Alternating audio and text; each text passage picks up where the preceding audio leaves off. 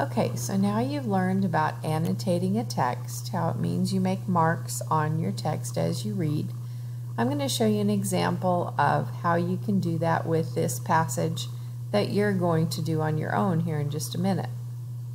So as I'm reading along, I'm going to be looking for ideas or phrases that I don't understand, words that I don't know, or some of my thoughts about the main points on the passage.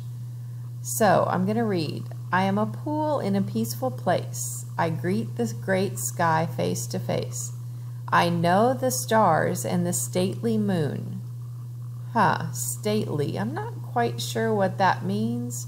So I'm going to put a question mark, or actually it's a word I don't know, so I'm going to highlight it. So I click and drag to highlight, go up here to my highlight tool, and I'm going to choose a yellow highlighter. Alright, I continue reading and I'll mark any other words that I don't know. Also, if I run into an idea or a phrase that I don't understand, I'm going to want to make an annotation on that.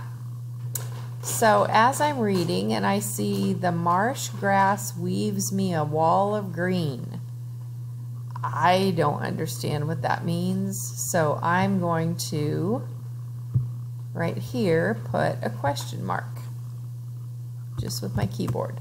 Okay, I'm going to make it red so that it stands out a little bit more, and maybe make it bold so that I can see that quickly. All right, and then I may want to stop and summarize some of the main points. So in order to do that, it says to use the comments. Comments is up here in this little talk bubble.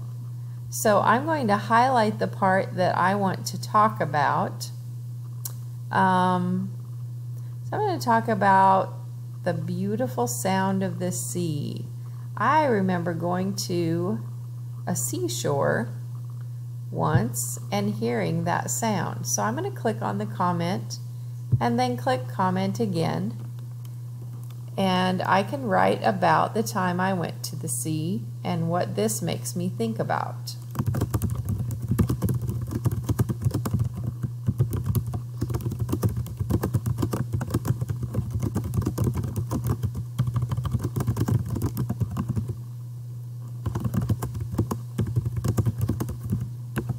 Okay, so I understand what they're talking about with the beautiful sound of the sea, because I loved the sound of the ocean as it hit the beach when I was visiting there.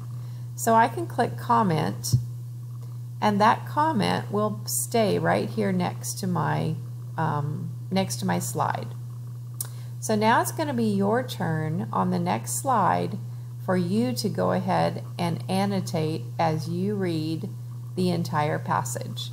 You're going to probably find more than one word that you don't know, and you may want to make more comments than what I did.